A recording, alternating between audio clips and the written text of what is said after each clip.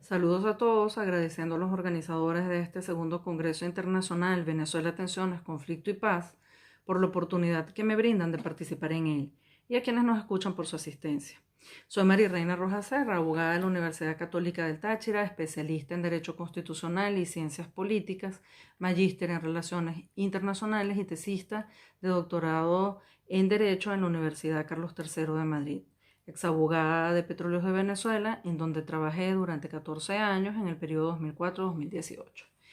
Mi ponencia se titula Venezuela Petrolera, Socialismo y Transición Democrática, la cual abordaré haciendo en primer lugar una breve referencia a la evolución histórica de la relación Estado-Nación, petróleo e industria en Venezuela, para pasar en un segundo lugar, desde la situación actual, a revisar las propuestas petroleras que están sobre la mesa y finalmente hacer un análisis inicial del aspecto petrolero en la perspectiva de una transición democrática en Venezuela. En este sentido, resulta pertinente iniciar recordando que la propiedad de las minas en Venezuela ha sido históricamente pública. ¿Desde cuándo? En 1829, el libertador Simón Bolívar expidió el decreto de minería promulgando la transferencia de estos recursos superficiales y del subsuelo a la República. Sin embargo, la propiedad de estos recursos no garantiza per se su aprovechamiento y la relación del Estado con los recursos y con el petróleo ha variado en el tiempo. Pasamos de ser un Estado que no sabíamos de petróleo, en el que se otorgaba la explotación en 1914 cuando comenzó, bajo el sistema de concesiones prácticamente impuesto por las transnacionales petroleras, que era un sistema altamente leonino, en donde el Estado se limitaba a recibir un canon de un 17% y a otorgar las concesiones. Pasamos de ello a evolucionar y a construir un criterio y una conciencia nacional sobre el recurso y un conocimiento también sobre el mismo. Se desarrolló un proceso de nacionalismo petrolero que ya estuvo consolidado como para 1940, en donde comienza el llamado Estado rentista, que luego llega a una fase de gran evolución en la época de la nacionalización de la industria petrolera entre 1976 y 1997, para luego pasar a una fase de privatización de la industria que ocurrió entre 1998 y 2002, generando bastante confusión a nivel nacional con las medidas además de ajuste estructural que se implementaron en el país y que fueron popularmente rechazadas. Y volviendo a la implementación de una política de control, digamos, del Estado, que fue llamada política de plena soberanía petrolera, implementada en el periodo de gobierno del presidente Hugo Chávez a partir de 1999. El desarrollo de este proceso, y especialmente desde la nacionalización de la industria en 1976, se podría decir que en ese proceso han operado dos corrientes de pensamiento que se han constituido en dos fuerzas aparentemente antagónicas, conduciendo a dos Venezuelas petroleras hasta ahora irreconciliables. Hasta ahora. Una fundada en el nacionalismo petrolero de Pérez Alfonso, Betancur, Alberto Adriani y otros contemporáneos, que considera que el petróleo es un recurso natural estratégico que debe ser gestionado y manejado por el Estado, quien a la vez debe participar en el proceso productivo y maximizar su aprovechamiento y la captación de renta en condiciones de viabilidad económica para contribuir al desarrollo nacional. Y otra Venezuela proveniente de la influencia del pensamiento neoliberal y de la influencia de la permanencia durante tanto tiempo de las transnacionales extranjeras en Venezuela, representada por quienes, aunque valoran los hidrocarburos, los consideran una mercancía, privilegiando su explotación por encima de su precio en máximas condiciones de libre mercado, con un Estado mínimo y obviamente sin participación estatal en la industria, y favoreciendo una minimización de la renta a cambio de privilegiar la producción. Todo este discurso ha generado ingentes ingresos petroleros a la nación.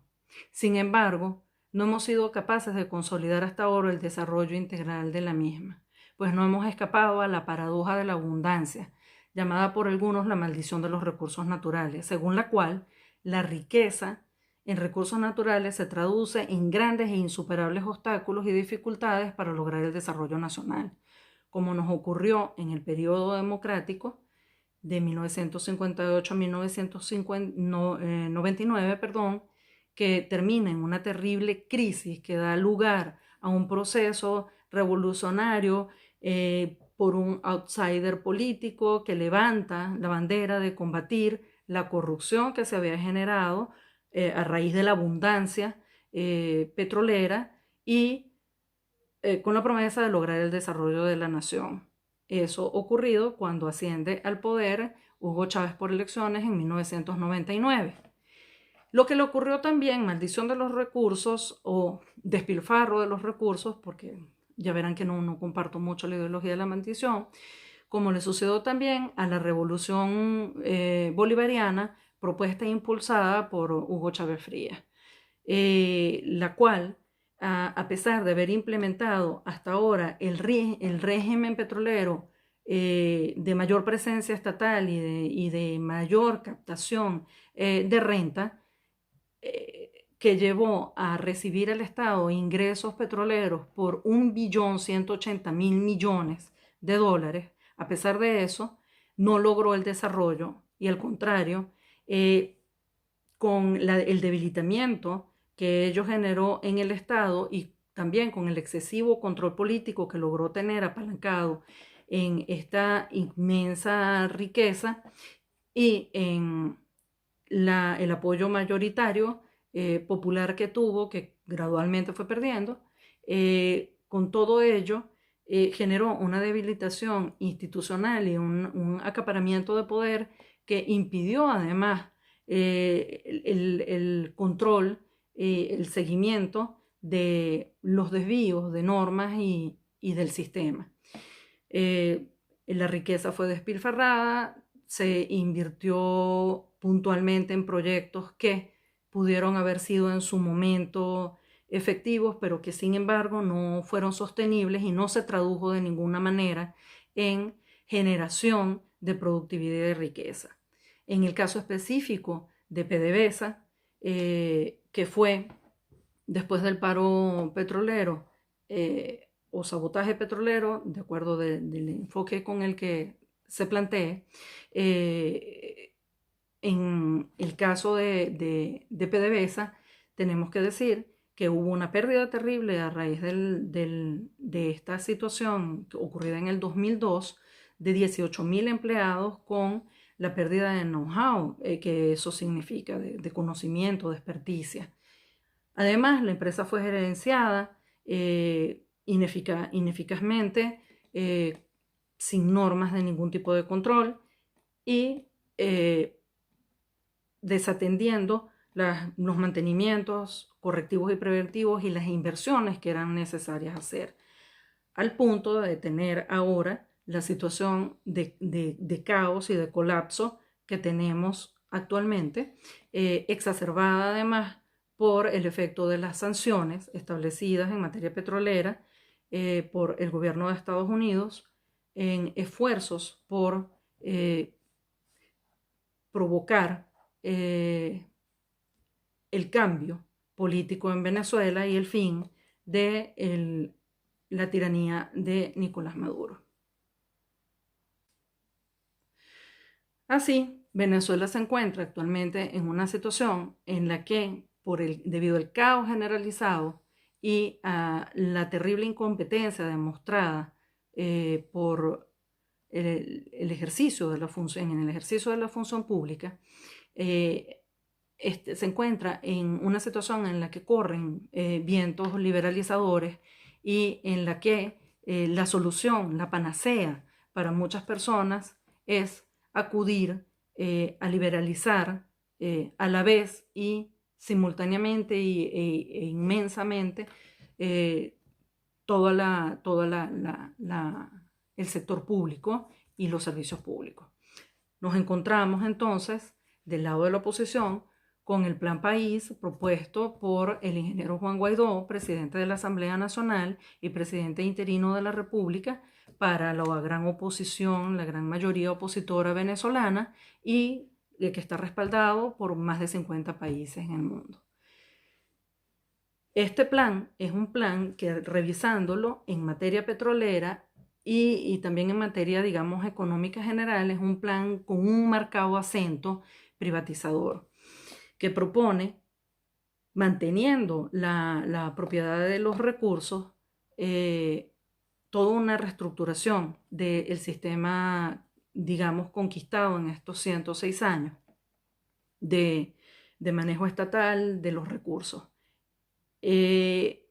Propone el aumento de la producción, reactivar la producción petrolera con una inversión de 1.200 millones en un horizonte de 8 años. Y en este sentido se basa en postulados y líneas claras de abrir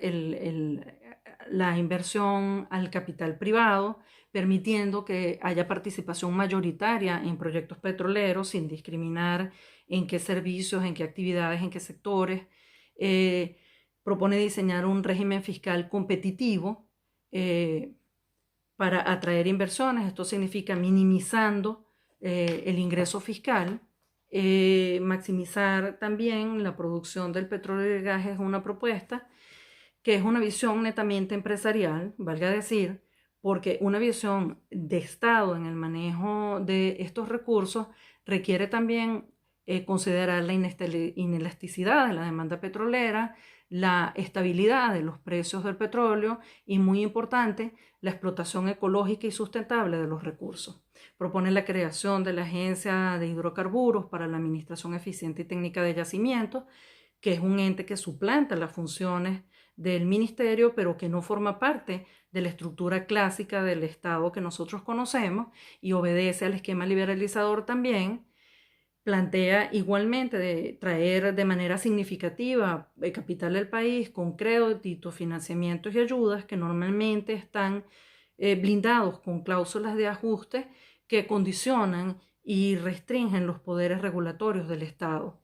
Igualmente ofrece estabilidad jurídica,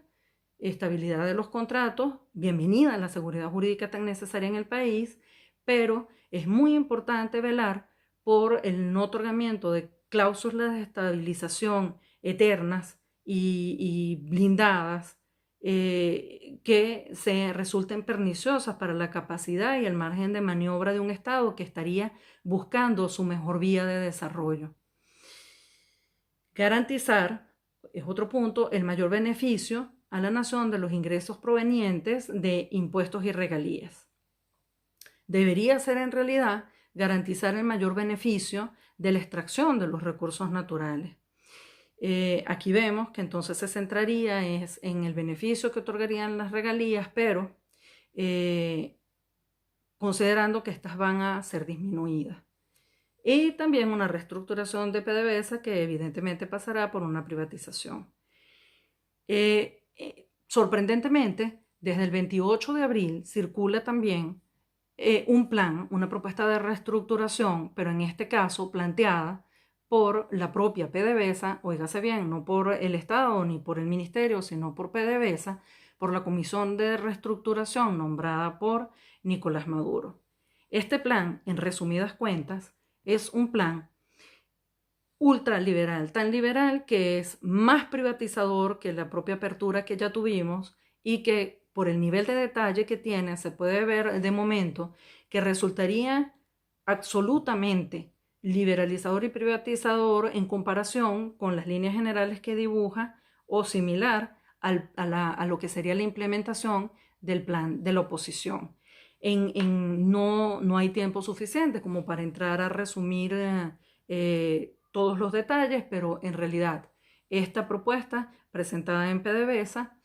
que no ha sido confirmada oficialmente, pero que hay indicios de que pudiera ser cierto, puesto que ya han habido denuncias y ya han habido la suscripción de ocurrido de contratos de servicios que no están amparados por la legislación y que no forman parte del régimen jurídico actual, sin control parlamentario y sin ningún tipo de que estuvieran enmarcados en un plan de desarrollo. La implementación de cualquiera de estos dos modelos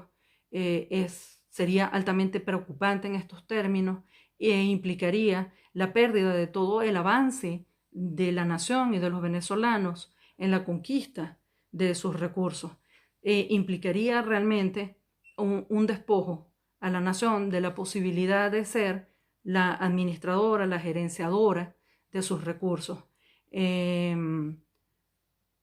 Igualmente, en el caso del proyecto de Nicolás Maduro, muy lejos de ser un plan, digamos, de rescate de la empresa, pareciera ser más bien como un proyecto de entrega de la nación a sus aliados, al capital que finalmente quiera participar en parte o en la ejecución de este plan, a cambio de mantenerse en el poder vendiendo a la República.